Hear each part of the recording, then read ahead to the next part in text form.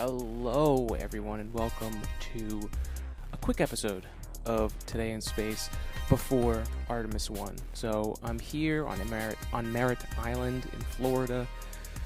I got in on Saturday morning, and it was kind of just a whirlwind of getting here. This is the first time I've traveled since, on a plane since the last time I was here for CRS 19 back in December of 2019 before the world changed. So I have been going through some changes now. It's just been a lot of change, but I was able to go out, and we were lucky enough that on Saturday night there was a SpaceX Falcon 9 launch. It was a Starlink mission. They launched a whole bunch of Starlinks into orbit to help add to the constellation, which is providing internet to everyone around the globe, but specifically people that don't have access to the internet. And this comes in the wake of that T-Mobile announcement that they're partnering up as a technology demonstration where Starlink and T-Mobile are going to offer the Starlink capability via 5G to T-Mobile customers, and they're even inviting other carriers, which is kind of a big move. It's a, as they're calling it, a technology partnership. So that's something to pay attention to and think about as we move forward here. I think the subtle thing there that they talked about in the presentation was that the Starlink service, what it's going to be able to do is provide generally very decent coverage, cell coverage, to send text, to send video, to send calls, and even potentially some video. But it's not really meant for what's going to happen with Artemis One, where there are a ton of people all in one place, probably trying to use their phone to either stream or maybe they'll just record. But everyone's using service. There's that would not be good for this type of Starlink service. But the idea is to enable a large swath of area that has zero coverage to have very good coverage, no matter where you are on the planet. So it's a really cool space application. I think that's something that will, in the future here, really change things. It's so early that I don't think I don't think anyone really understands what the full-reaching capabilities of all of that is. But we're here for Artemis 1. I went to Jetty Park yesterday, and today I'm going to try and make my way out to Playa Linda to see kind of which place makes the most sense. I'm trying to balance a mix of having the best view so that, I picked up this, it's basically like a birdwatcher lens that actually attaches to my camera. And so it's able to give me 40 to 60 times more zoom on my camera. And so I did a little bit of that last night. Granted, it was just me kind of playing around with everything. But I'm excited to set up. There's a lot to do. And I'm just getting ready for that. So I went on my walk. So this episode will end with a walk and talk here. Most of the talks you're going to hear are from back in Massachusetts, but right now I'm sitting in the backyard of a friend's place, enjoying the Florida weather. It is hot, it is humid, but right now the clouds are mostly at bay, although it looks like closer to the mainland.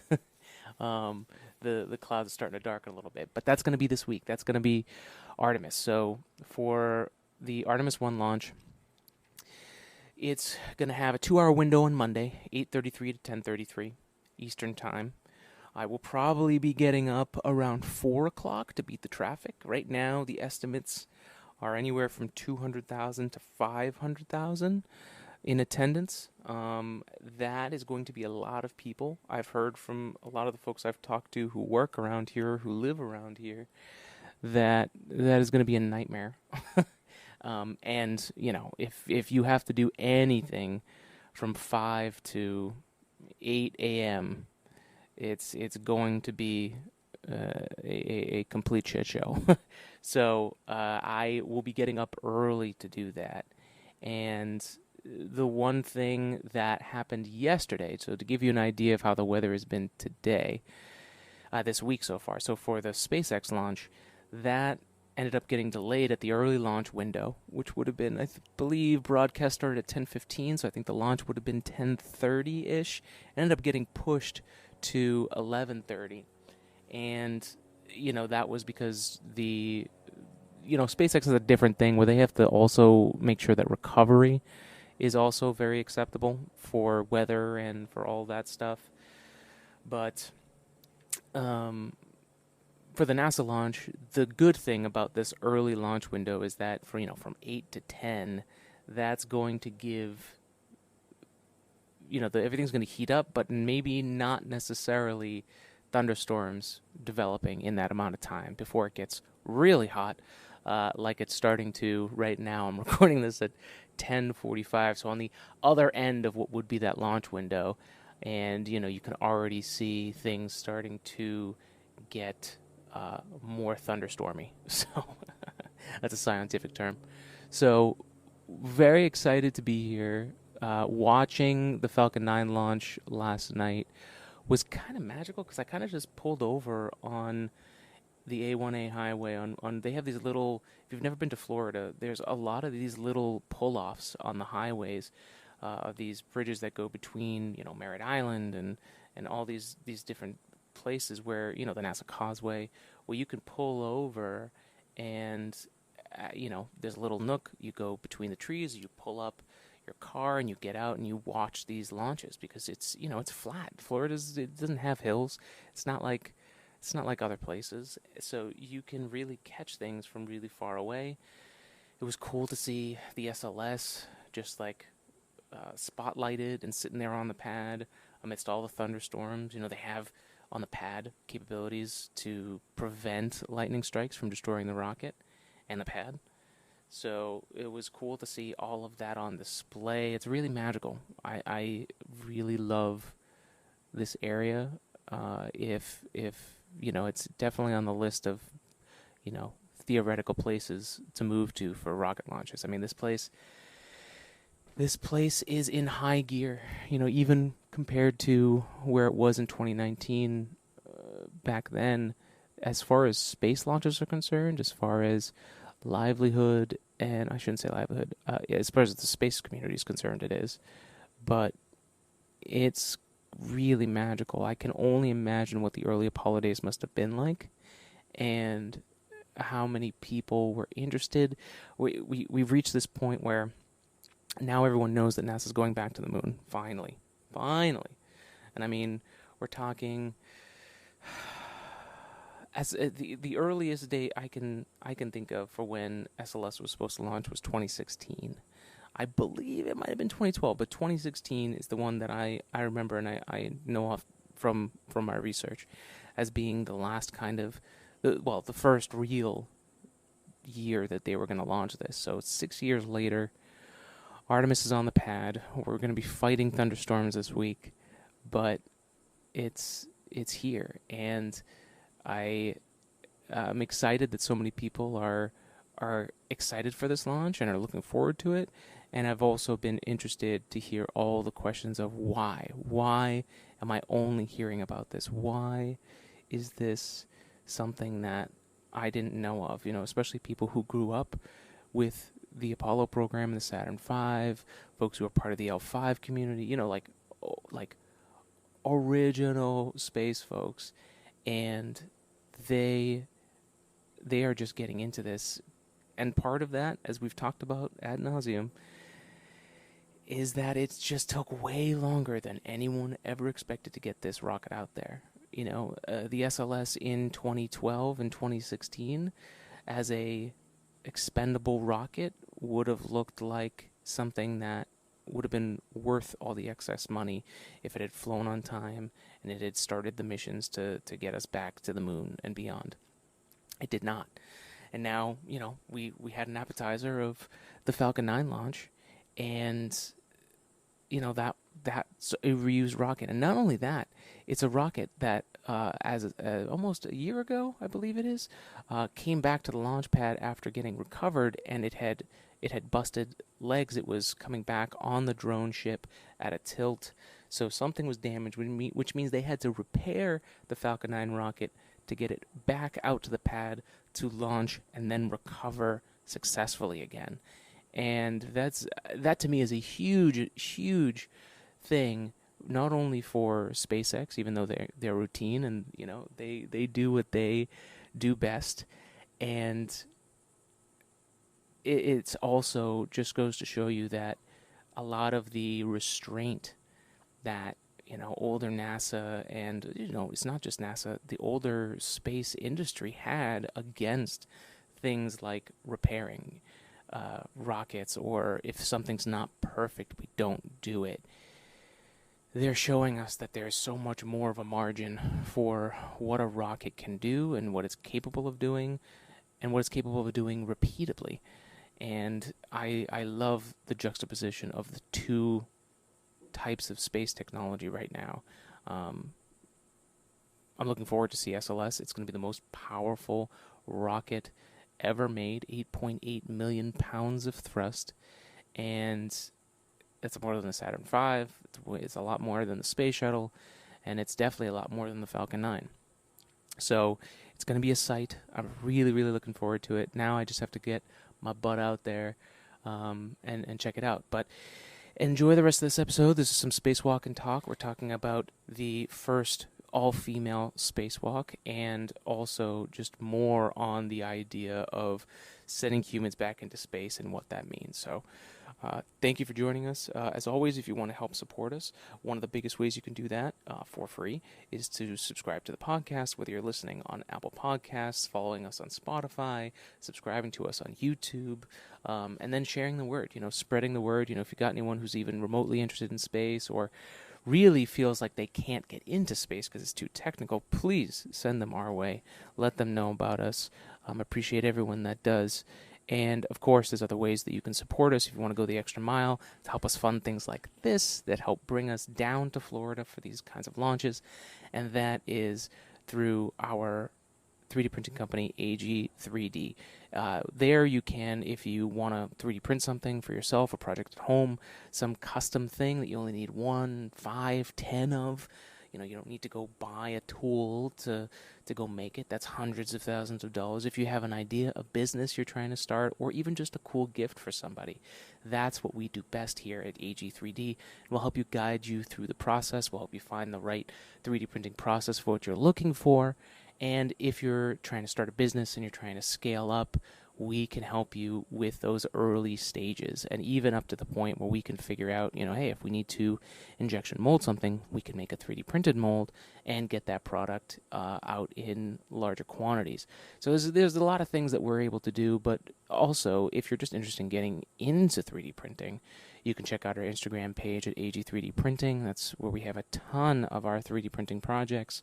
Of course, at Today in Space Pod has some of our stuff as well. We've done our James Webb Space Telescope coaster, as well as our James Webb Space Telescope model. And we're going to do a lot more here in the future. I'm sure there will be an SLS in the nearby future as well, and an Orion capsule. But those are some great ways to help support us. And as always, spread love and spread science, and please enjoy the rest of the show. And here's to the beginning of Artemis. Thanks for joining us. All right, another Spacewalk and Talk. I was thinking of a few other names. You guys let me know what you think. And of course, if you have any good names for it, let me know. But Spacewalking wasn't bad. I was like, okay, that's pretty good. Then we can go real boss and go, hey, I'm spacewalking here. Maybe it's a little New York. Who knows? That's what I'm rolling with here. So Spacewalk and Talk. This is probably gonna be my last one before I leave for Florida, but we'll see. But I'm getting ready for Artemis. I'm getting excited. As far as this mission, it's not gonna have any EVAs. There's not gonna be humans on board, but there will be 2 dummy astronauts on board, filled with sensors and data. They're going to be suited up, just like the astronauts would be. So we learn more about that. Because the other thing about going to the moon is that means you have to enter and go through the Van Allen belt, that belt of radiation that We need to make sure to time, just like weather here on Earth.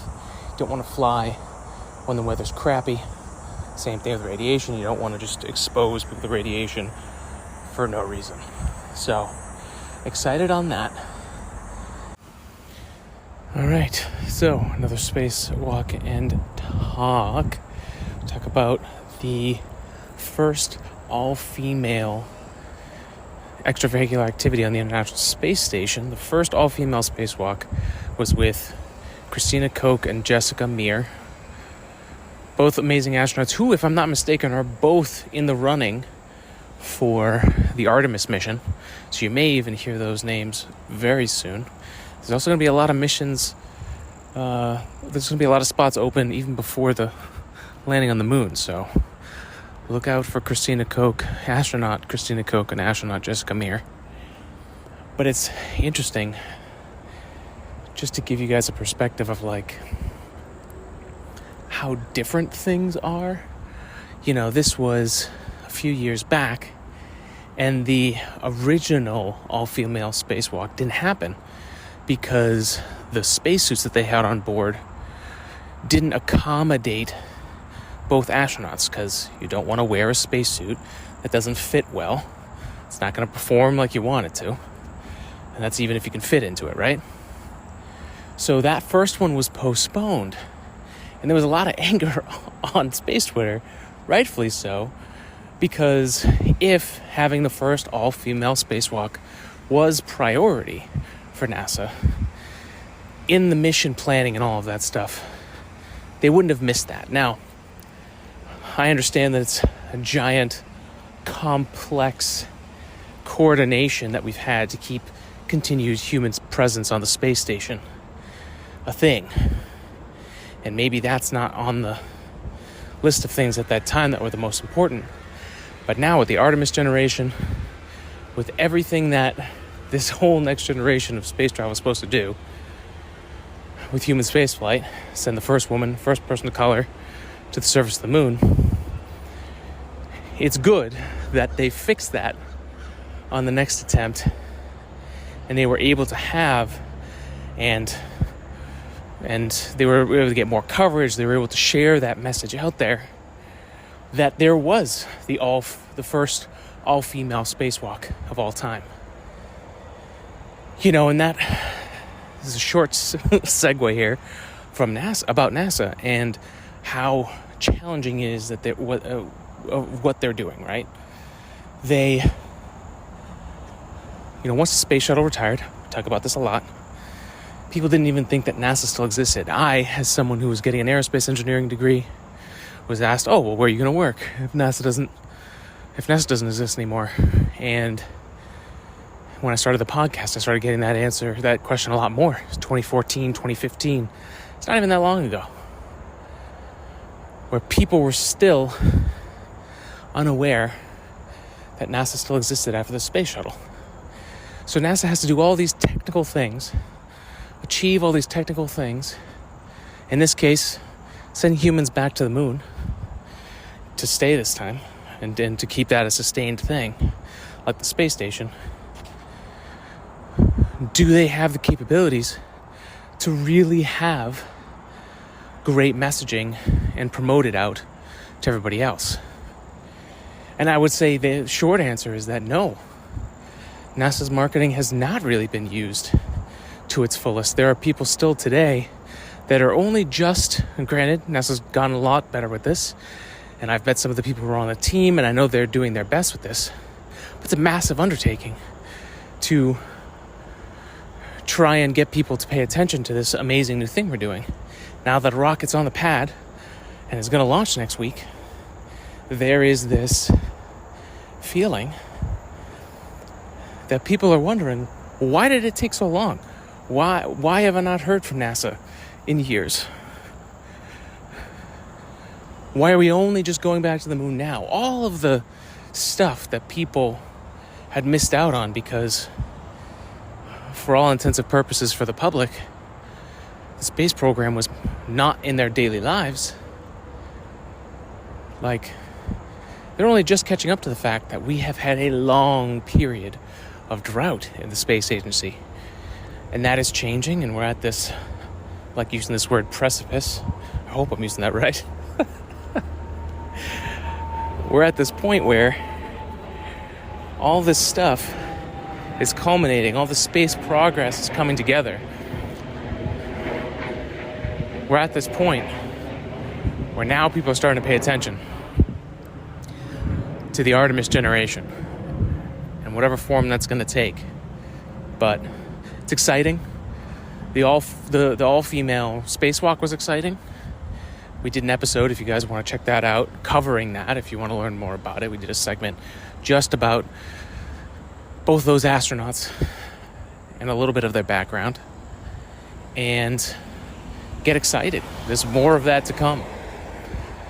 But as far as the balance on my end, I've continued with the Wim Hof Breathing Method and my walks, clearly.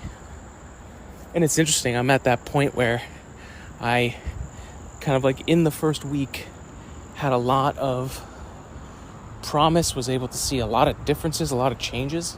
My body's already starting to adapt, and I'm actually struggling to get back to that 1.5-minute mark. But that's okay. Like, it's not just going to be a linear or exponential increase of like me doing this stuff. So, you know, body got the initial shock of all that oxygen from the breathing method.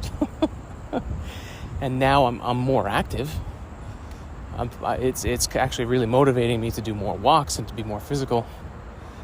And I'm sure my body's also trying to recover as well. So I need to do more research into the actual science behind the method, which he actually has a great link on his website, Wim Hof's website, about the science. Because I want to understand more about what I'm feeling with my body and what the science is behind that. That just gives me a better idea of my expectations, right? Understanding the fundamentals behind it, like more oxygen in your blood means more energy, more healing, these types of things. Again, I still need to do my research on it, but I can already see the results. So, and it's kind of like that in life, honestly. Sometimes there are scientific things that have been looked at and tested, and they become common knowledge for everybody. And then there's bleeding edge stuff that you can still see results and not fully understand everything that's happening. And whether that's a placebo effect or the actual effect of whatever's going on, man, if you have a placebo effect that gives you a benefit out of nothing, you won the lottery. You know, I think a lot of people try to demonize a placebo effect. If you have one, use it. Placebos are superpowers. That's my rant. I also have an update on the Wim Hof breathing method that I've been doing. 30 breaths in and out fully, and then holding for a minute, then 1.5 minutes, and a second 1.5 minutes. I was talking about earlier last week that I was running into issues, struggling, trying to actually get to that right. You know, I was doing really well in the beginning, like most things that we try. I was doing well in the beginning, and then felt like I was starting to slip off. So I was trying to figure out, what did I do differently? And this other day, let's say it's Tuesday night, so it's just over a week of me doing this, I realized that I was just trying to over breathe, you know, doing way too much physical motion and not actually focusing on breathing fully in and fully out based on whatever my body can do, not off some old memory of what I used to do as a teenager or something like that. The last time I was in shape, you know, like, oh yeah, I could really breathe. But when I focused on just what I was physically capable of doing, the first one felt a little tight. The breathing was a little restricted, but I was able to hold for that full minute. And it felt more like calmly holding my breath than my body feeling like it needed to breathe. And still uncomfortable for the first one. The second one, I went through the 1.30 minutes almost effortlessly, and I felt like I was breathing more deeply. And I was using the last 10 breaths as my chance to really breathe instead of the whole time. and I was just listening to my body. If it was restricted, I breathed in as much as possible. I breathed out as much as possible. So the moral of the story, which is is the moral of the story for most of the things when I try for the first time, is you can put too much effort into something very simple, especially if you're not focusing on it. So when I was actually focused, things went extremely well. So I'm excited to keep testing that theory, see how it goes. But it's also just a great reminder of, like, when these astronauts go on these EVAs, they're not going in surprised at option A, option B, even option C. You know? You're definitely not going to get 100%. You're not going to be able to know everything that could happen. But if you can guess 95% and know all your different options for what's available to you, you can then make the decision in the moment instead of spending all that mental energy worrying about what could be, what could go wrong. You know, if you plan as well as you can and you take action on it, you're in a much better spot than most people. So I'm looking forward to what these human spaceflight missions bring and show us the capabilities of human beings, and I'm excited to learn more about people on Earth who've started to untap our potential, like Wim Hof. So that's it for Spacewalk and Talk.